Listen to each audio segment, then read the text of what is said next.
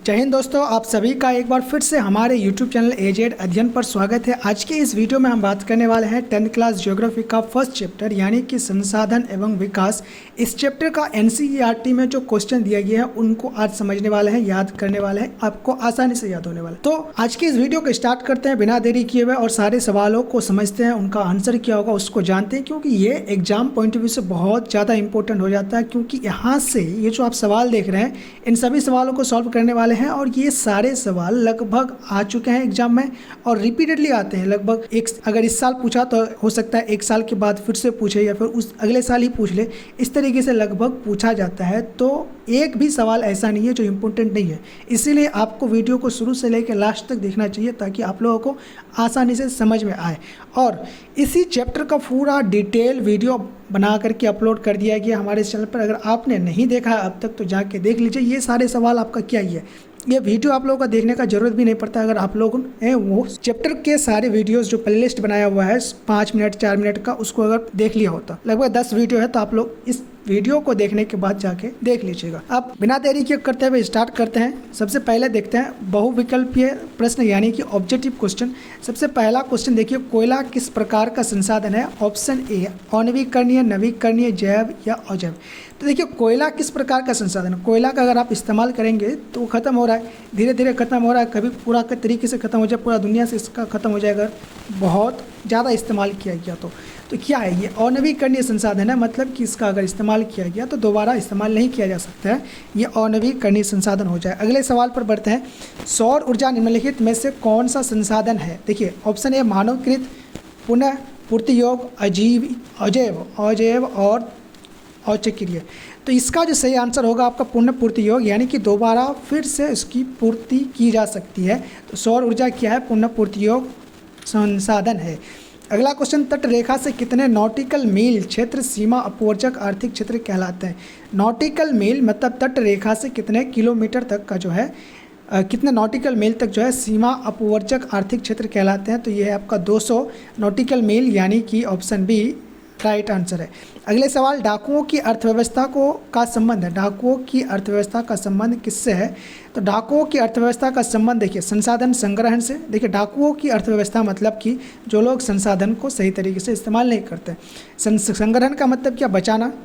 संसाधनों का अनियोजित विदोहन करना मतलब कि बिना सोचे समझे हद से ज़्यादा इस्तेमाल करना। संसाधन का नियोजित दोहन मतलब सोच समझ के इस्तेमाल करना, या फिर इनमें से कोई नहीं। तो इसमें से बुरा क्या है? संसाधनों को बिना सोचे समझे इस्तेमाल करना, यानी कि ऑप्शन बी राइट आंसर होगा, संसाधनों को अनियोजित विदोहन से। अगला सवाल, समुद्री क्षेत्र में राजनीतिक सीमा के कितने किलोमीटर क्षेत्र तक राष्ट्रीय संपदा निश्चित है या फिर निहित है? तो इसका जो सही आंसर है 12.2 किलोमीटर, यानी कि 12.2 किलोमीटर जो है आपका समुद्र क्षेत्र की राजनीतिक सीमा संपदा बनाती है। अब देखिए अगला पॉइंट, अगले इसमें आते हैं देखिए लघु उत्तरीय प्रश्न यानी कि शॉर्ट टाइप क्वेश्चन। यहाँ पे देखिए सबसे पहला क्वेश्चन है, संसाधन को परिभाषित कीजिए, यानी कि डिफिनेशन हमें लिखना है, संसाधन को क्या कहते हैं। तो यहाँ पे उत्तर देखिए, संसाधन यानी कि रिसोर्सेज वह चीज़ें होती हैं जिनका हम किसी काम के लिए उपयोग करते हैं। संसाधन हमारे जीवन को आसान बनाते हैं और हमें कुछ नया बनाने, उपयोग करने और या लाभ उठाने में मदद करते हैं। मतलब कि ओवरऑल अगर आसान शब्दों में आपको बताऊं तो संसाधन वे सभी चीज़ें जिनका आप इस्तेमाल करके अपने जीवन को आसान बनाएं। आप अभी मोबाइल से हमारे इस वीडियो को देख रहे हैं, तो मोबाइल से आपको जो ज्ञान प्राप्त हो रहा है वो क्या है? आपका संसाधन है। नहीं तो आपको फिर जगह जगह भटकना पड़ता है सवालों। आप मोबाइल है, आप कहीं कोई ज़रूरत पड़ा किसी को भी कॉल कर दिए, बात कर लिए, लेकिन पहले नहीं था। तो ये सभी क्या संसाधन है? ये सभी चीज़ें हमारे जीवन को आसान बनाता है। गाड़ियाँ है, घर है। अब बढ़ते हैं दूसरे सवाल का। दूसरा सवाल आप लोग यहाँ पे देख सकते हैं, संभावित और संचित को संसाधन में अंतर लिखना है। देखिए संभावित और संचित को संसाधन में अंतर निम्नलिखित है। ये लाइन आपको लिखना ही लिखना है आंसर में। उसके बाद आप इस तरीके से संभावित और संचित को संसाधन का आंसर लिख सकते हैं। यहाँ से आप लोग इनको भी छोड़ सकते हैं, इसमें कोई दिक्कत नहीं है एग्जाम में। बाकी संभावित संसाधन और संचित को संसाधन इस तरीके से लिख के आपको एक पूरा बॉक्स बना के आंसर लिखना है। यहाँ पे देखिए ऐसे संसाधन जो किसी क्षेत्र में उपलब्ध तो है लेकिन अभी हम उसका उपयोग में नहीं लेके आए, मतलब कि वो हमारे पास अवेलेबल है लेकिन हम उसको इस्तेमाल नहीं कर रहे हैं, तो वो सभी क्या है? संभावित संसाधन है, मतलब कि भविष्य में इसको उपयोग करने की संभावना है। लेकिन संचित को संसाधन मतलब कि ऐसे संसाधन जो हमारे पास है लेकिन हमारे पास उनको उपयोग करने के लिए कोई तकनीक नहीं है, मतलब कि ऐसा नहीं है कि हम उसको उपयोग कर सकते हैं। तकनीक नहीं है, मतलब उसको निकाल नहीं सकते हैं। संसाधन ऐसे हो गया, खनिज अगर हो गया तो उनको निकालने में या फिर इस्तेमाल करने के लिए हमें बहुत ज़्यादा खर्चा आएगा, तो इसीलिए हम उनको इस्तेमाल ही नहीं कर रहे हैं। अभी हमारे पास तकनीक ही नहीं है। अगला देखिए, भविष्य में उपयोग किया जा सकता है, मतलब कि संभावित संसाधन, यहाँ पर परिभाषा से पता चलता है कि इसको भविष्य में उपयोग किया जा सकता है। लेकिन संचित को संसाधन तकनीक आने पर ही भविष्य में उपयोग किया जा सकता है। ये भी भविष्य में उपयोग किया जा सकता है, लेकिन कब? अगर तकनीक आएगा तब। अगला सवाल देखिए, राजस्थान में हवा से बिजली बनने की संभावना। देखिए उदाहरण दिया गया यहाँ पे, संभावित संसाधन का उदाहरण। राजस्थान में जो हवा से बिजली बनने की संभावना वो बहुत है। राजस्थान एक रेगिस्तानी इलाका है, एक तो वहाँ पे धूप गर्मी बहुत है, तो सोलर से भी बिजली बनाया जा सकता है, बहुत इसकी संभावना है। इसी तरीके से हवा से भी, मतलब विंड मिल जो होता है, हवा से जो पंखे चलते हैं बड़े बड़े रेगिस्तानों में लगाए जाते हैं, वहाँ से हवा की वजह से वो घूमते हैं और बिजली उत्पन्न करते हैं, तो उनसे भी बहुत अधिक बिजली बनाया जा सकता है, उसकी भी संभावना है। वहीं संचित को संसाधन जल के अणुओं में से ऊर्जा बनता है, तो ये क्या है? जल के अणुओं से ऊर्जा बनता है, लेकिन हमारे पास बनाने के लिए जो सटीक सस्ता तकनीक होना चाहिए वो नहीं है। बात ये है। अगले सवाल पर बढ़ते हैं। देखिए तीसरा सवाल है, संसाधन संरक्षण की उपयोगिता को लिखिए। संसाधन संरक्षण मतलब कि संसाधनों को बचाने, तो बचाने की उपयोगिता क्या है उसको बताइए। देखिए संसाधन संरक्षण का मतलब होता है प्राकृतिक संसाधनों को इस तरह से इस्तेमाल करना कि वो नष्ट ना हो और आने वाली पीढ़ियाँ भी उनका उपयोग कर सके। इसी उपयोगिता इस प्रकार है, मतलब इसकी उपयोगिता इस प्रकार है। यहाँ पे बताया गया कि संसाधन संरक्षण का मतलब यह है कि प्राकृतिक संसाधनों का हमें इस तरीके से इस्तेमाल करना है कि वो ज़्यादा नष्ट भी ना हो और भविष्य के लिए भी सुरक्षित रहे। तो वही बात है। अब इसकी उपयोगिता क्या है? देखिए भविष्य के लिए बचत, अगर आप सोच समझ के इस्तेमाल करिएगा तो भविष्य के लिए बचेगा। तो संसाधन सीमित है, अगर हम आज उनका अधिक दोहन करेंगे तो भविष्य में हमारे बच्चों की कठिनाई का सामना करना पड़ेगा। तो इसीलिए हमारे बच्चों के लिए हमें इसकी संरक्षण करनी पड़ेगी। अगला है पर्यावरण संतुलन बनाए रखना, मतलब संसाधनों को संतुलित उपयोग से जल, मिट्टी, वायु संतुलन बना रहता है। इससे प्रकृति सुरक्षित रहती है, इसीलिए संसाधनों का संतुलन या फिर संरक्षण करना चाहिए। अगला है जीवन की गुणवत्ता बढ़ता है। स्वच्छ जल, शुद्ध वायु और उपजाऊ मिट्टी से मनुष्य का जीवन बेहतर बना रहता है। तो अगर हम संसाधनों का हद से ज़्यादा उपयोग करेंगे, विदोहन करेंगे, तो उससे प्रदूषण फैलेगा।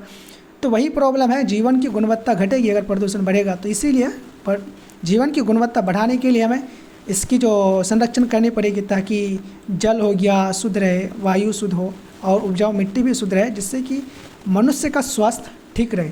अगला है आर्थिक विकास में मदद मिलती है, मतलब कि संसाधनों के सही उपयोग से कृषि, ऊर्जा क्षेत्र मजबूत होते हैं, जिससे कि देश का विकास होता है। मतलब कि संसाधन का आप कम इस्तेमाल करिए, सोच समझ के इस्तेमाल करिए, लेकिन सही तरीके से इस्तेमाल करिए। अगर सही तरीके से इस्तेमाल करेंगे तो कम समय, कम संसाधन का उपयोग करके उससे ज़्यादा फ़ायदा ले सकते हैं। उससे क्या होगा? आपकी अर्थव्यवस्था को बूस्ट मिलेगी, मदद मिलेगी। उसी तरीके से अगला है प्राकृतिक आपदाओं में कमी। जब हम जंगलों को नहीं काटेंगे, पानी को व्यर्थ नहीं बढ़ाएंगे, बाढ़, सूखा आदि जैसी समस्या कम आएंगी। तो बात वही है, संसाधनों का संरक्षण, ये सभी क्या संरक्षण संसाधन है, जल हो गया, पानी हो गया, ये सभी क्या संसाधन है, इनको हमें सही तरीके से सुरक्षित करना पड़ेगा। अगला सवाल की ओर बढ़ते हैं। क्वेश्चन नंबर 4 है, संसाधन निर्माण में तकनीक की क्या भूमिका स्पष्ट करिए। संसाधन के निर्माण में तकनीक की क्या भूमिका है? उत्तर देखिए, संसाधन निर्माण में तकनीक की बहुत महत्वपूर्ण भूमिका है। इस कोई भी वस्तु तभी संसाधन बनती है जब उससे उपयोगी बनाया जाए। मतलब कि आप कोई वस्तु है आपके सामने गिरा हुआ, उसका आपका इस्तेमाल में कोई उपयोग लायक ही नहीं है, तो उसका कोई वो संसाधन होगा नहीं होगा। आप उस वस्तु को लीजिएगा, मान लीजिए कि पत्थर है, पत्थर से आपने क्या बनाया, एक मूर्ति बना दिया या फिर कुछ भी हो, तो वो सभी क्या आपके लिए संसाधन हो गया। इसी तरीके से जो भी चीज़ें हैं, लकड़ी है, लकड़ी से आपने घर बना लिया, तो ये सभी क्या संसाधन है। अब लकड़ी फालतू का गिरा हुआ तो किसी काम का नहीं था, तो अब जब वो इस्तेमाल में आपका आ गया तब वो संसाधन बना। इस्तेमाल में अगर नहीं है तब वो संसाधन नहीं है। और यह कार्य तकनीक के द्वारा ही संभव है। ये कार्य जो है तकनीक के द्वारा ही संभव है। किसी फालतू चीज़ को अपने उपयोगी वस्तु में बदला जा सकता है, किसके द्वारा? आपकी तकनीक के द्वारा ही ना बदला जा सकता है, ऐसे तो नहीं बदला जा सकता।